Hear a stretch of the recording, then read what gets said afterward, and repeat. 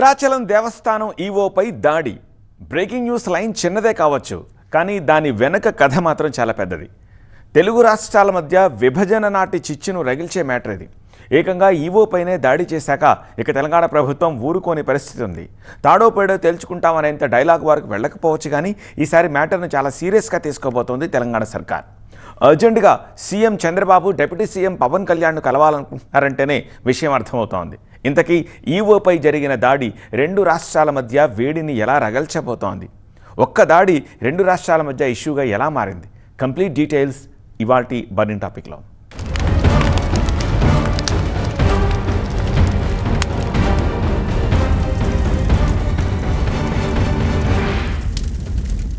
భద్రాచలం పట్టణాన్ని మాత్రమే తెలంగాణలో ఉంచి చుట్టుపక్కల ప్రాంతాలను ఏపీలో కలిపారు. అలా ఏపీలో కలిపిన ప్రాంతాల్లో ఒకటి పురుషోత్తమపట్నం. అసలు అలజడంతా జరుగుతోన్నది అక్కడే. 2 ఏళ్ల క్రితం, సరిగ్గా చెప్పాలి అంటే 2023 అక్టోబర్లో భద్రాచలం ఆలయ అధికారులను కర్రలతో వెంబడించి కొట్టారు పురుషోత్తమపట్నంలోని కబ్జాదారులు. కొన్ని నెలల గ్యాప్ తర్వాత 2024 ఆగస్టు 16న ఏకంగా ఆలయ ఈవో వెళ్లారు పురుషోత్తమపట్నానికి. దాదాపుగా కొట్టినంత పనిచేశారు.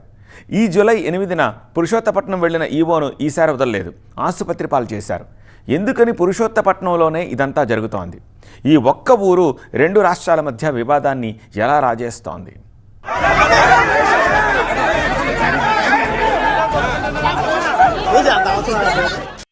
పచ్చిగా చెప్పుకోవాలంటే విభజన తరువాత ఎవరికైనా నష్టం అంటూ జరిగింది అంటే అది భద్రాద్రి రాముడికే.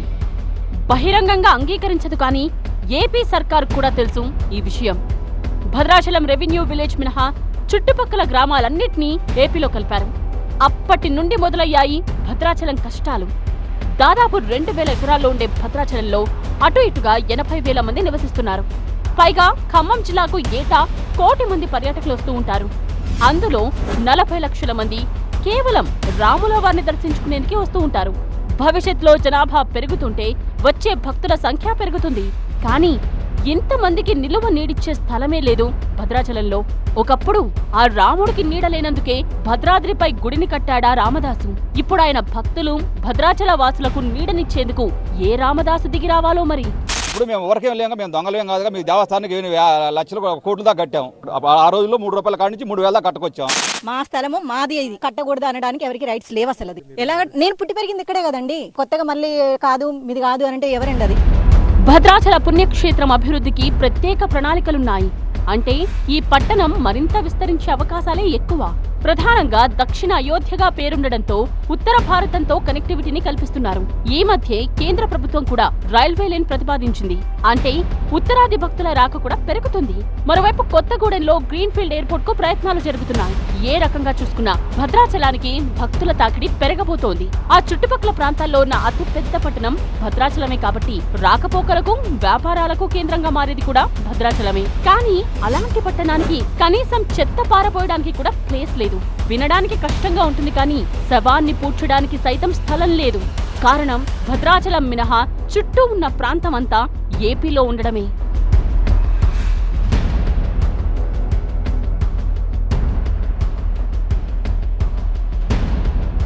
అలాగని భద్రాద్రి రాముడికి స్థలమే లేదని కాదు. భద్రాచలం పట్టణానికి జస్ట్ 3 కిలోమీటర్ల దూరంలోనే ఏకంగా 889 ఎకరాల స్థలం ఉంది. ఇందులో భక్తుల అవసరాలు తీర్చే సత్రాలు, కుటీరాలు నిర్మించొచ్చు. స్వామివారి కైంకర్యాలకు కావాల్సిన పుష్ప ఫల వనాలను పెంచొచ్చు. రామాయణ థీమ్ పార్క్ నిర్మించాలన్న ఆలోచన కూడా ఉంది. కాకపోతే ఈ 829 ఎకరాలు పురుషోత్తపట్నంలో ఉన్నాయి. ఆ పురుషోత్తపట్నం ఏపీలో ఉంది. అక్కడున్న భూములు కబ్జా చేసేశారు స్థానికులు. అది అడిగేందుకు వెళ్లినందుకే ఆలయ ఈవో రమాదేవిపై దాడి చేశారు.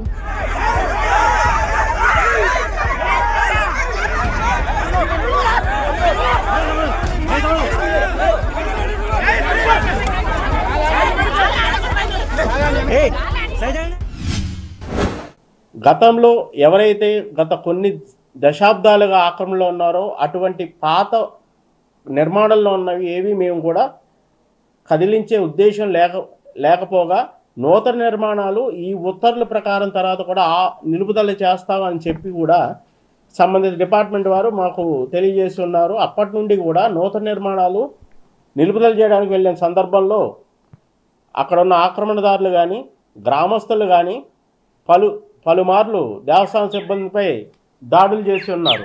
కబ్జా చేస్తే మాత్రం చూస్తూ ఊరుకుంటారా? ఫైట్ చేయరా అంటూ ఓవైపు భద్రాద్రి దేవస్థానం రాష్ట్రీయ వానరసేన వెంటపడుతూనే ఉంది. దేవస్థానం అధికారులు సైతం ఏకంగా 61 సార్లు పోలీస్ కంప్లైంట్ ఇచ్చారు. పోలీసులతో పాటు అల్లూరి సీతారామరాజు జిల్లా కలెక్టర్ కు కంప్లైంట్ చేశారు.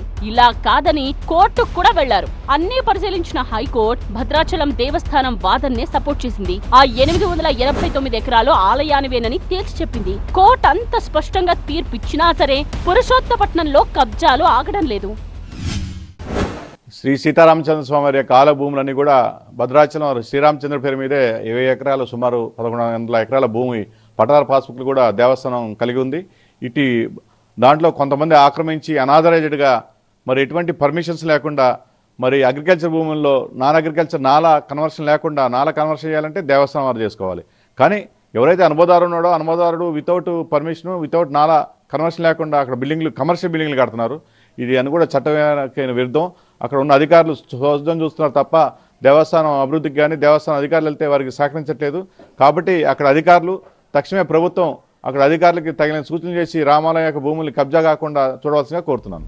2018కి ముందు వరకు ఈ పరిస్థితి లేదసలు. పురుషోత్తపట్నంలో ఉన్న దేవుడి భూముల్లో ఓ 109 ఎకరాలను గోశాలకు కేటాయించారు. మరో 659 ఎకరాల భూమిని ఎకరాకు 4000 చొప్పున రైతులకు కౌలుకిచ్చారు. 2018 వరకు రైతులు కౌలు చెల్లించారు కూడా.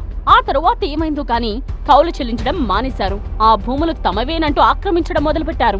పైగా పురుషోత్తపట్నం అధికారికంగా ఏపీలో ఉండడంతో భూములను స్వాధీనం చేసుకునే ప్రక్రియ అంత ఈజీగా జరగడం లేదు. విచిత్రం ఏంటంటే ఇలా దేవుడి భూములను కబ్జా చేస్తున్నారంటే ఏ ప్రభుత్వమైనా ఏ అధికారులైనా ఆ చెర నుండి విడిపిస్తారు. కానీ పురుషోత్తపట్నంలో మాత్రం విచిత్ర పరిస్థితి కనిపిస్తోంది. ఆలయ భూముల్లో గోశాల కట్టుకుంటాం, సహకరించండని ఏపీ రెవెన్యూ అధికారుల్ని భద్రాచలం ఆలయ ఈవో రమాదేవి కోరారు. ఒక్కసారి కాదు ఎన్నోసార్లు. కానీ ఏపీ రెవెన్యూ అధికారులు మాత్రం సహకరించడం లేదు. సపోర్ట్ చేయకపోగా అక్కడ జరుగుతున్న నిర్మాణాలను కబ్జాలను సైతం అడ్డుకోవడం లేదు. దేవస్థానం భూముల్లో నిర్మాణాలు జరుగుతూ ఉంటే ఏం చేస్తున్నారని అప్పట్లో స్థానిక రెవెన్యూ ఇన్స్పెక్టర్ ని గట్టిగానే నిలదీశారు ఈవో రమాదేవి. రామాలయ భూముల్లో ఇళ్లు కట్టేందుకు పట్టా ఉందా, కొన్ని అనుమతులున్నాయా అని ప్రశ్నించారు. అక్రమ నిర్మాణాలు తొలగించేందుకు సహకరించమంటే సపోర్ట్ చేయరు, కానీ తాము నిర్మాణాలను అడ్డుకుంటున్నప్పుడు మాత్రం వస్తారా అని స్థానిక అధికారులను చాలా సందర్భాల్లో ప్రశ్నించారు కూడా. అయినా సరే స్థానిక అధికార యంత్రాంగం నుండి భద్రాచలం ఈవోకు మద్దతు రాలేదు. చివరికి ఆలయ భూముల రక్షణ కోసం సిబ్బందితో కలిసి తెగించి వెళ్లినందుకు ఈవోను ఆస్పత్రి పాలు చేశారు. ఇష్యూ జస్ట్ పురుషోత్తపట్నాన్ని మాత్రమే కాదు, పోలవరం ప్రాజెక్టు కోసం ఏపీలో విలీనం చేసిన 5 పంచాయతీలది కూడా.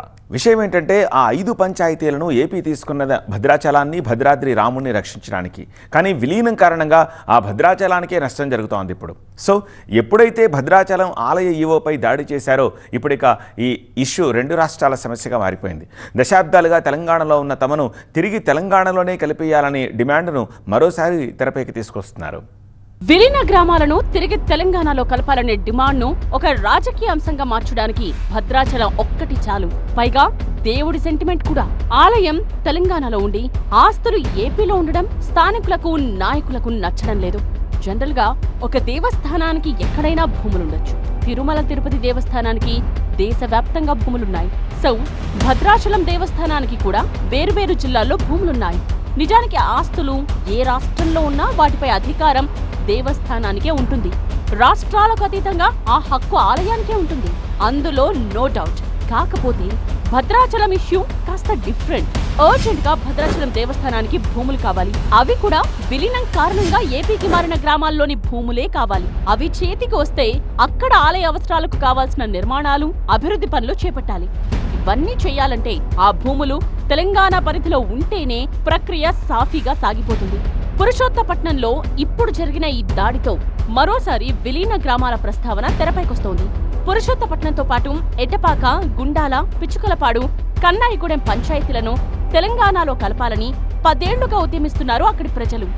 ఉద్యమించినా లాభం లేకపోవడంతో ఊరుకుండిపోయారు. ఆవేశంతో రగిలిపోయి చల్లబడిన ఈ అంశం ఇప్పుడు పురుషోత్తపట్నం కారణంగా 2 రాష్ట్రాల మధ్య వివాదంగా మారుతోంది.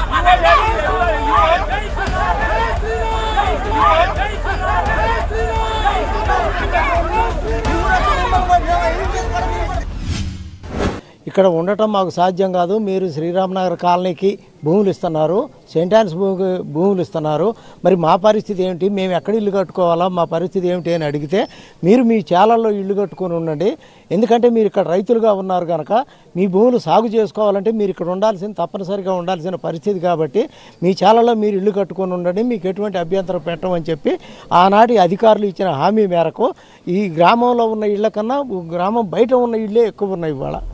ఏపీలో విలీనం కారణంగా భద్రాద్రి రాముడితో పాటు భద్రాచల వాసులకు కష్టాలొచ్చి పడ్డాయి. రోజూ పేరుకుపోతున్న చెత్తను ఎక్కడ డంప్ చేయాలో అర్థం కాక తలలు పట్టుకుంటున్నారు అధికారులు. ఎందుకంటే భద్రాచలం పట్టణం చుట్టూ ఉన్న 4 రెవెన్యూ గ్రామాలతో పాటు ఒక పంచాయతీని ఏపీలో విలీనం చేశారు. పోనీ ఆ చెత్తను ఏపీ పరిధిలోకి వెళ్లిన గ్రామ పంచాయతీల్లో వేద్దామా అంటే అందుకు ఏపీ సర్కార్ ఒప్పుకోవట్లేదు. అందుకే ఆ గ్రామాలను తమకిచ్చేయమంటోంది తెలంగాణ. ఈ అంశాన్ని ఆల్రెడీ కేంద్ర హోంమంత్రి అమిత్ షా దగ్గర ప్రస్తావించారు మంత్రి తుమ్మల నాగేశ్వరరావు. ఏపీ పరిధిలోకి వెళ్లిన ఆ 5 గ్రామాలను తిరిగి తెలంగాణకిచ్చేస్తే తప్ప భద్రాద్రి రాముడి దేవాలయ అభివృద్ధి సాధ్యం కాదని సెంటిమెంట్తో కొట్టారు. విభజన చట్టాన్ని అమలు చేయాల్సింది కేంద్ర హోంశాఖ కాబట్టి అమిత్ షాకు విజ్ఞప్తి చేశారు తుమ్మల. ఈఓపై దాడి ఘటనతో మరోసారి ఏపీ సీఎంతో చర్చించాలనే ప్రతిపాదనను తీసుకొచ్చారు. భూములు దేవస్థానం పరిధిలో ఉంటేనే అభివృద్ధి సాధ్యమవుతుందన్నారు తుమ్మల.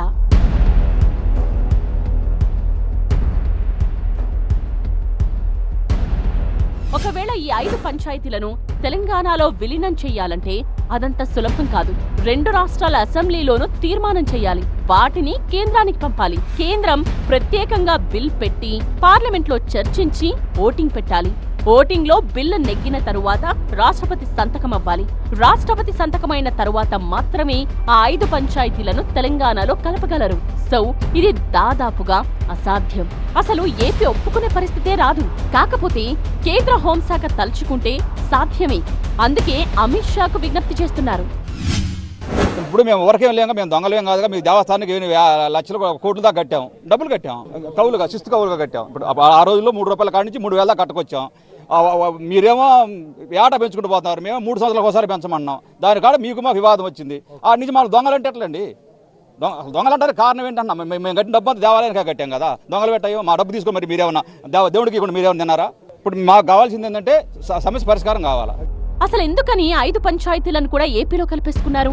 ఎందుకంటే పోలవరం ప్రాజెక్ట్ కారణంగా భద్రాచలం ఆలయం ప్రమాదంలో పడొచ్చు. సో భద్రాద్రి రాముడి ఆలయాన్ని రక్షించుకోవాలంటే గోదావరికి 2 వైపులా కరకట్ట కట్టాలి. ఈ కరకట్ట ఈ 5 పంచాయతీల మీదుగానే వెళ్లాలి.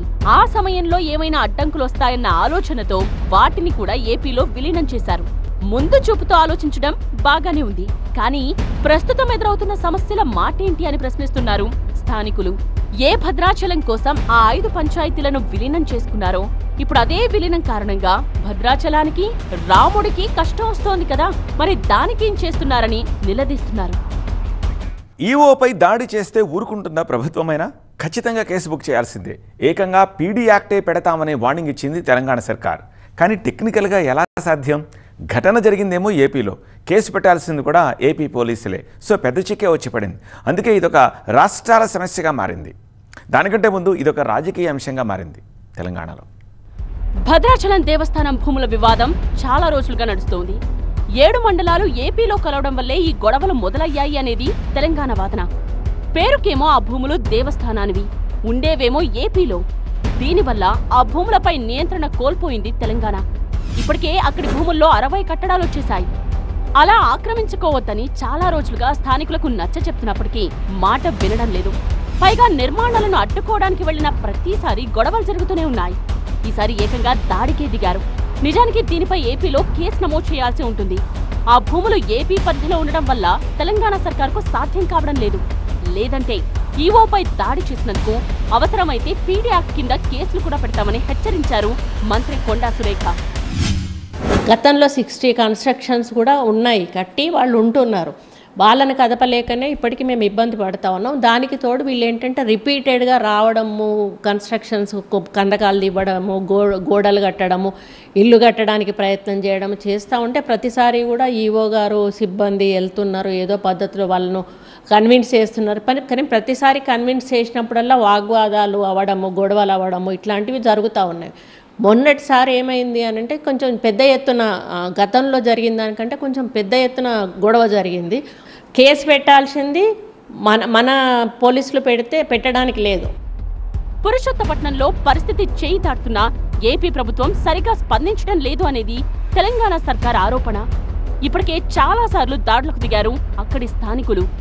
భూములు ఆలయానికి సంబంధించినవని చెప్పిన అధికారులను కర్రలతో వెంటాడిన సందర్భాలు కూడా ఉన్నాయి.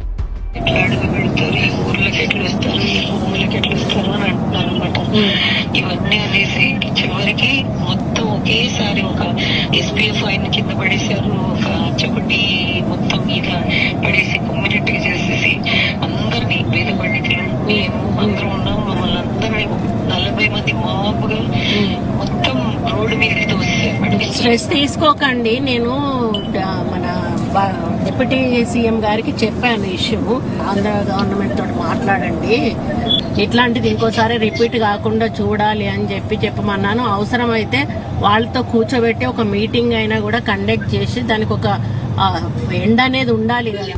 అందుకే ఈ ఇష్యూను పరిష్కరించాల్సింది ఏపీ ప్రభుత్వమేనంటూ ఓ లేఖ కూడా రాసింది తెలంగాణ ప్రభుత్వం. ఏపీ అధికారులతో మాట్లాడాలని డిప్యూటీ సీఎం భట్టి విక్రమార్కను సైతం రిక్వెస్ట్ చేశామన్నారు మంత్రి కొండా సురేఖ. వాళ్ళు ఒకవేళ చనిపోయారనుకోండి, నిన్న దాంట్లో ఒక్కరి ప్రాణం పోయినా కూడా ఈరోజు ఒక పెద్ద ఇష్యూ అయ్యేది. కాబట్టి ఇటువంటి ఇష్యూ జరగకుండా ఉండాలి అంటే ఆంధ్రప్రదేశ్ గవర్నమెంట్ కొంత మరి ముందుకు ఆలోచించాల్సిన అవసరం ఉన్నది, కొన్ని నిర్ణయాలు కూడా తీసుకోవాల్సిన అవసరం ఉన్నది, వాళ్ళ సహకారం కూడా మాకు ఇవ్వాల్సిన అవసరం ఉన్నది. మరోవైపు దీన్నొక రాజకీయాంశంగా మార్చే ప్రయత్నం జరుగుతోంది. జరిగిన దాడిపై తెలంగాణ బీజేపీ స్పందించింది. రాములవారి భూములను హిందూయేతర వ్యక్తులు కబ్జా చేస్తున్నారని, ప్రార్థనా మందిరాలను సైతం కట్టేందుకు ప్రయత్నిస్తున్నారని మండిపడ్డారు.